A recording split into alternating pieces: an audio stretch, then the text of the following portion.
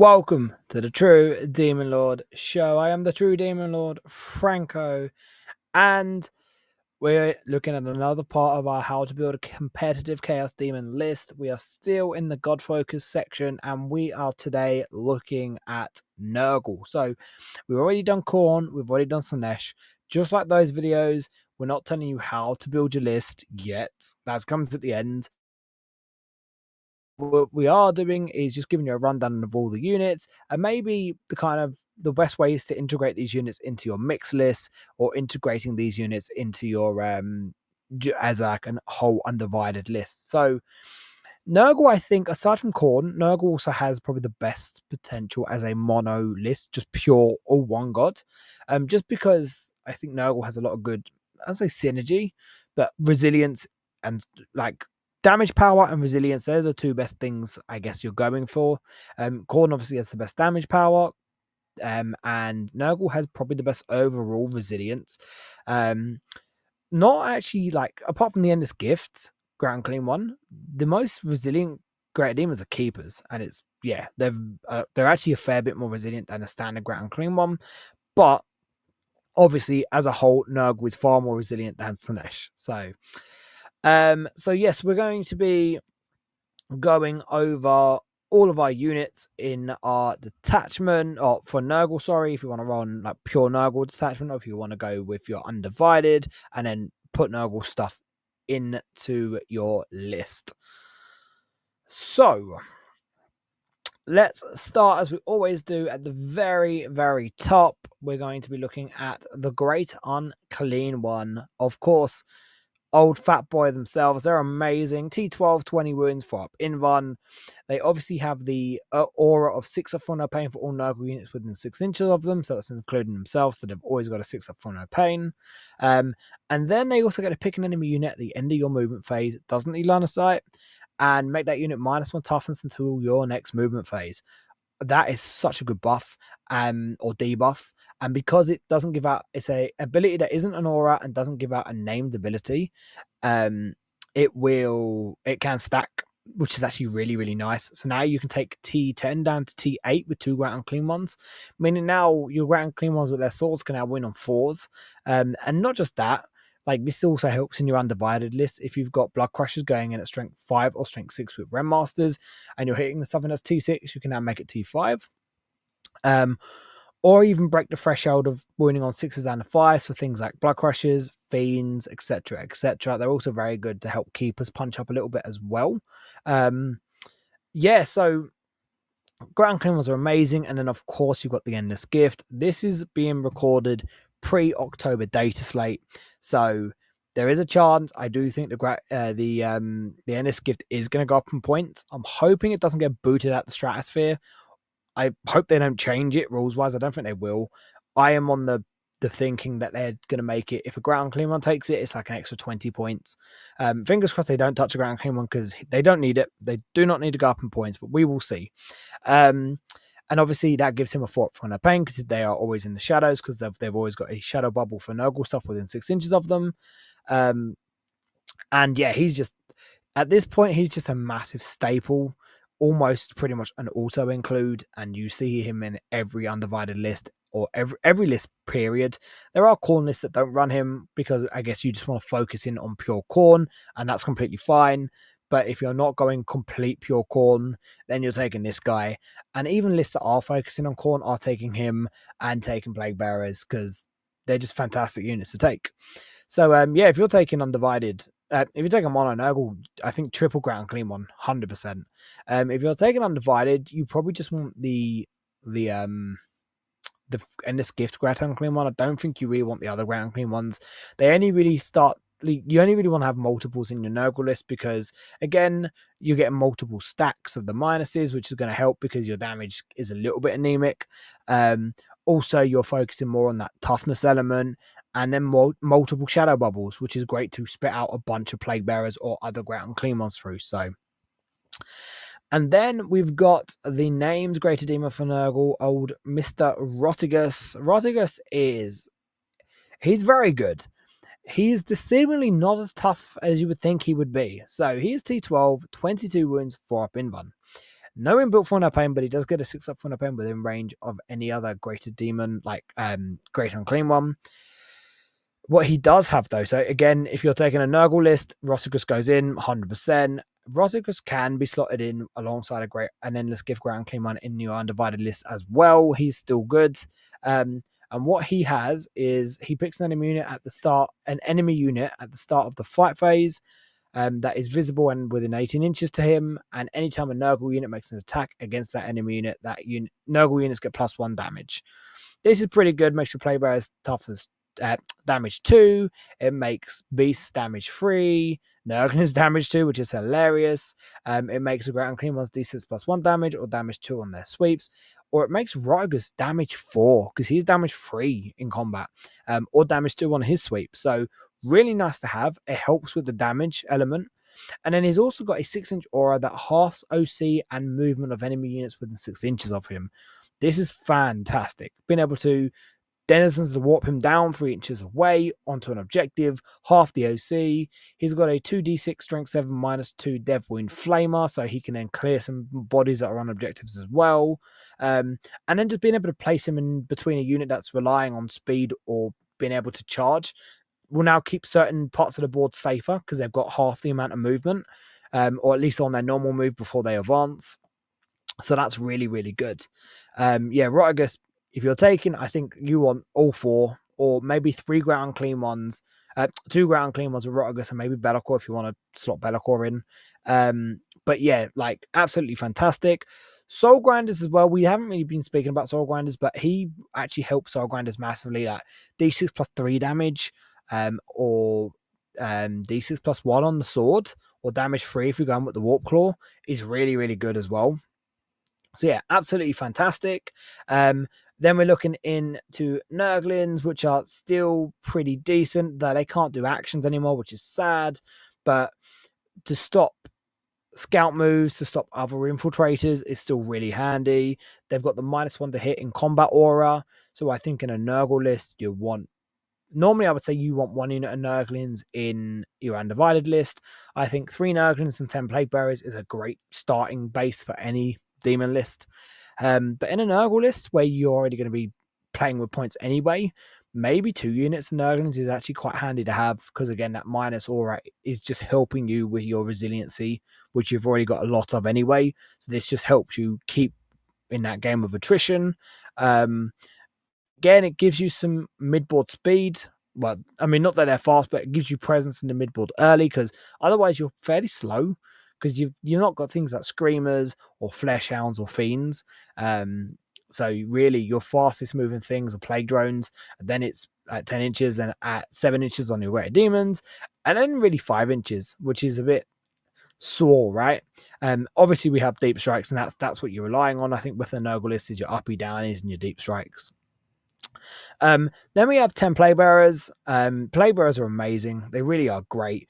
They start on the backfield. Like you take a unit in your Undivided list, a unit of 10 of them, they start on the backfield, they sticky it, and then mid to late game, you use them to uppy downy, come down, get onto other objectives, still primary, do actions, etc., etc. I genuinely think in a Nurgle list, you want at least 30, if not 50 to 60, and that is just my opinion.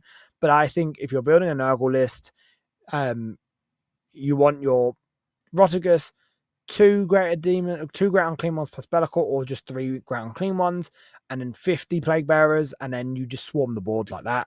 You're spitting out 6 inches away with everything, and you just want to jump on your opponent. But I think 40 to 60 Plaguebearers is a good amount for a pure Nurgle list. Undivided list, 10 Playbearers and 3 Nurglings is a good starting point. An extra 10 I don't think is terrible. I like the extra 10 as redundancy for some just mid-game denial for 3-inch Deep Strike, or just spitting out of your Great Unclean one.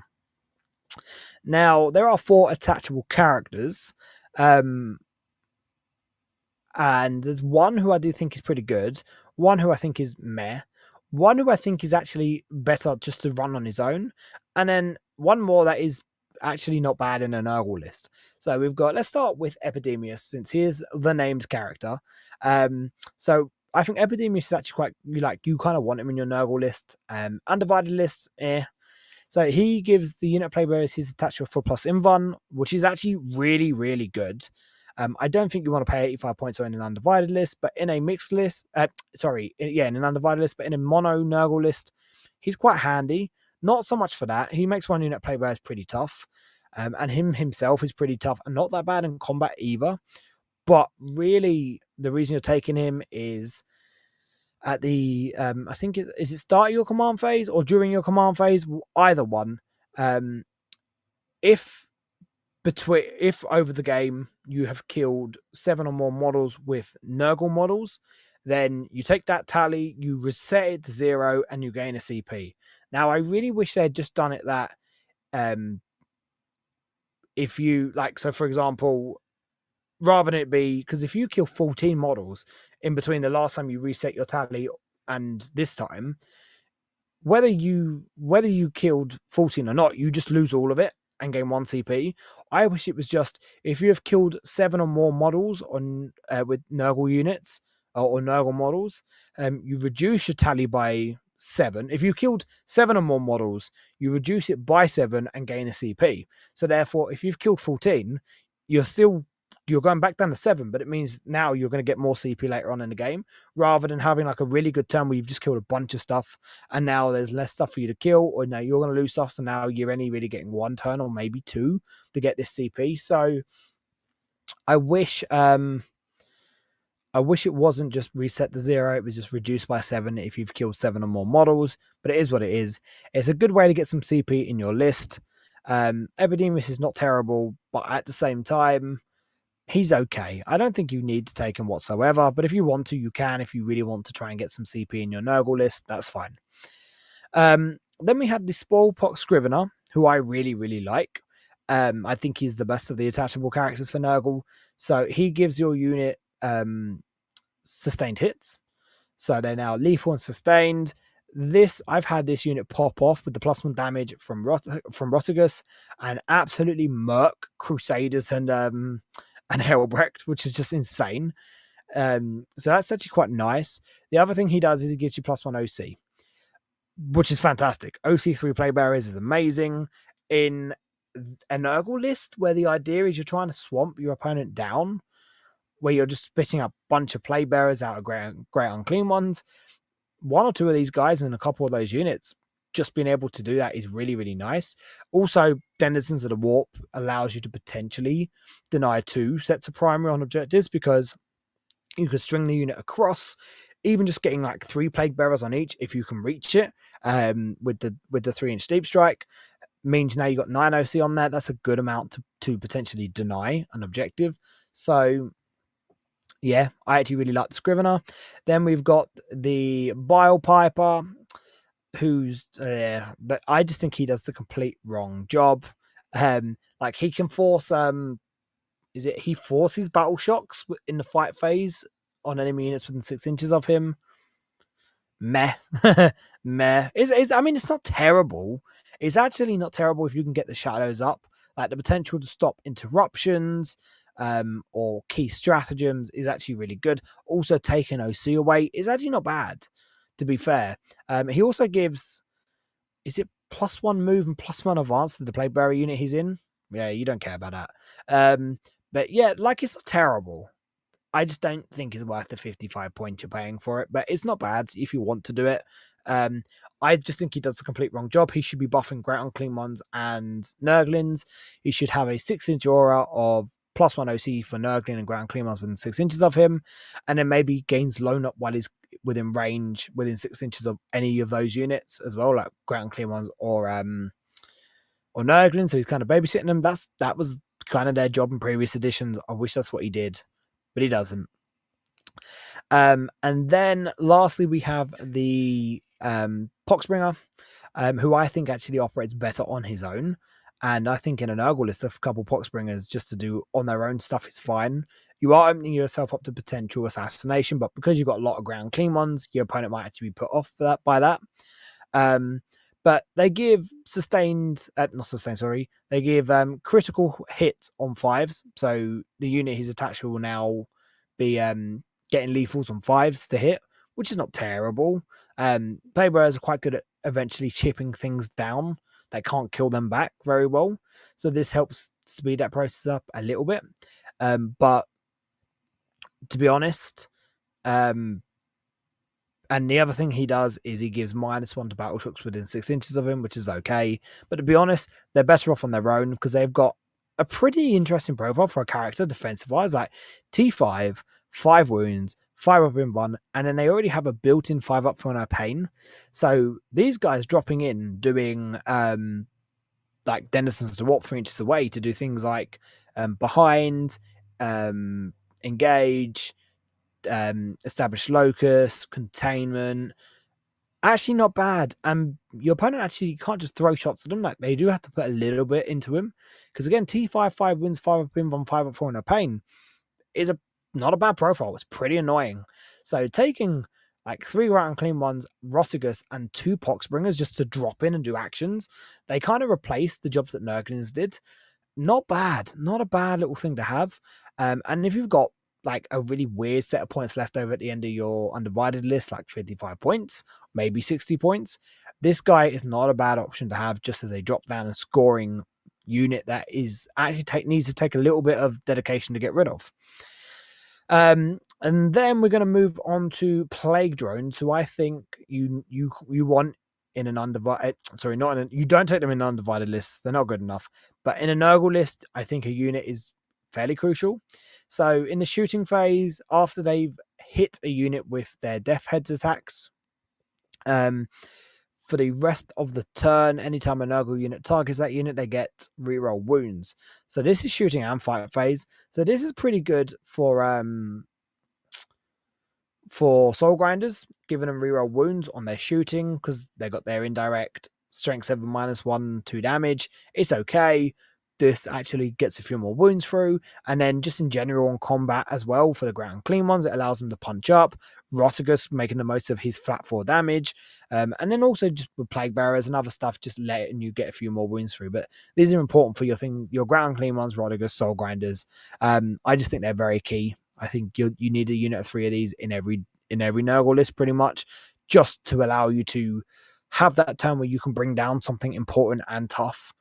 And then we're going to move over to Beasts of Nurgle and Slimex. I don't like Slimex at all. I've never actually liked Slimex. Everyone loved him before the Shadow Bubbles. Before the Greater Demons had Shadow Bubbles, people loved him because he touched a bit of terrain. And then at the end of your movement phase, you corrupted that bit of terrain. And then for the rest of the game, that bit of terrain was always cast to being in your Shadows of Chaos. Meaning you could drop in at 6 inches away, except not every bit of terrain is big enough to put something worth it in. So you really only get small stuff in, maybe some like Playbearers or stuff like that. It did affect, and it was just in general shadows. It wasn't just Nurgle units that benefited from it. So you could drop things like Screamers in it, or potentially other Greater Demons, depending on the size of the terrain. It was just better on paper than it was in practice. I never thought it was that good. I think it was incredibly overhyped. And now the Shadow Bubbles exist on all the Greater Demons. No one talks about it anymore because it's just not worth it. He's actually though a bit of a beast on his own. Like he's incredibly tough, combat not terrible either. He has a 3+ armor save, so a unit that has an armor save better than their invulnerable save is unheard of for us. So that's quite cool. And then the other thing he does is he gives, I want to say he gives a once per game free heroic on beasts, and he does it give him +1 to charge or +1 advance. I've run him once this edition. I'm pretty sure that's it. Definitely gives him heroic once per game for free, which is okay. I just think with the way beasts are, you want to take them in units of 1. Beasts are pretty good. T7, 9 wins, 5 up in 1. If at the end of a phase, a beast isn't on 7 wounds, it's back to 7 wounds. So your opponent can't chip them. They either kill them or they don't do nothing. Which is really good. These do the same job that your Poxbringer would do, except they're a lot tougher. So you drop them in, they do some actiony stuff, and then your opponent has to try and get rid of them. And they actually have to dedicate into them. They've also got 6 attacks, a hit on 4s at strength 6 -2, 2 damage, devastating wounds. They're okay in combat, but you can only take them in units of 1 to 2. I think units of 2 are worthless. Because you want them to drop in and do things. That's their job. And having 2 of them makes it harder because of gaps. And 2 of them just don't warrant enough to do like damage wise. They just don't warrant taking them in units of 2. Yes, it's an incredibly tough unit to try and bring down, and if you're just dropping them 3 inches away every turn, then actually that's not a bad shout. I just think you're better off spending 70 points on 1 and being done with it, taking 3 of them. In an undivided list, again, taking a couple of these is actually not bad. They essentially do the same job we were talking about with the Poxbringer, except they don't give Assassinate away, and they are tougher because of, again, higher toughness, more wounds, and just healing instantly at the end of a phase is just fantastic. And because of that, it's just not worth taking Slimix in them. Because if you're going to do it, you have to take them with 2 of them, because 1 is just not worth it. And it's just not worth it. If you could take these guys in units of 5, which I really wish you could, then I would say unit of 5 with Slimix is actually tempting and maybe something you do. But yeah, I just, with the unit composition that they have, it's just not worth it. I really wish they were 1 to 5, not 1 to 2. So yeah, I mean, overall, that's what we've got for Nurgle. I think Nurgle is strong. Nurgle and Corn is a great combination. I think a selection of Nurgle stuff in your undivided list is great. 3 Nurglings and 10 Playbearers are a great base for any list. And then the Endless Gift Grant came on as well. That is a fantastic start. You can then put Rotigus in if you wanted, some beasts for scoring potential, some more Playbearers as well. And then a mono Nurgle list, like we said, you're going triple Grant Unclean on Rotigus, 1 to 2 units of Nurglings, I think like 4+ units of Playbearers, 3 beasts, and then some plague drones, and then, you know, sprinkling in from there. Soul Grinders are great. Obviously, their base is an issue if you have to take them on bases, which a lot of events over here in the UK you have to. But always check with your TO first, because they might not really care, and that's fine. I know GW, because I questioned the GW rules team for the World Championships, because I'm tempted to try and take them, because they're actually quite good on GW style terrain. And the US events team said, no, you don't need to take them on bases in the US. So, sorry, in 40k. I was like, oh. So I have put a FAQ forward to the actual FAQ team to try and get them to officially put it in the FAQs, because I've also emailed the UKTC and they were like, look, until it comes out in an official FAQ, we're putting them on base. They have to be on bases, but if they rule it as they don't have to be, then we'll change that. So I'm trying to push it, trying to get it so over here we can actually run them not on bases, because Soul Grinders are fantastic apart from the fact that they have their bases, because it first of all makes it hard for them to get around or maneuver whatsoever, and then on top of that, they can't actually drop within a shadow bubble of a greater demon because the base is slightly bigger than 6 inches. So it's annoying. But yeah, so that is all the Nurgle stuff. Hopefully, again, like always, you can get some stuff from this and it helps you when building your list, especially when it comes to Nurgle. And then, yeah, I mean, we've only got one more god after this. We've got Zinch, saving I'd say the best for last is actually the worst for last, but also my favorite. That'll probably be a bit more of a sad video because I'll be crying at how I can't take my mono Zinch without it being not great. But we will see. That will probably just be talking about the Everstave and Pink Horrors, to be honest. That's a lie, because Screamers and Flamers are pretty good. But we will get to that when we get to that. As always, leave a like and subscribe. It's massively appreciated, and it helps the channel out massively, and allows me to continue to grow. Please leave your feedback. We take everything on board, make these videos better for you, which helps all of us. And check out Facebook and Instagram as well to keep up to date with all things True Demon Lord. And on that, thank you for tuning in, and we will catch you all in the next one.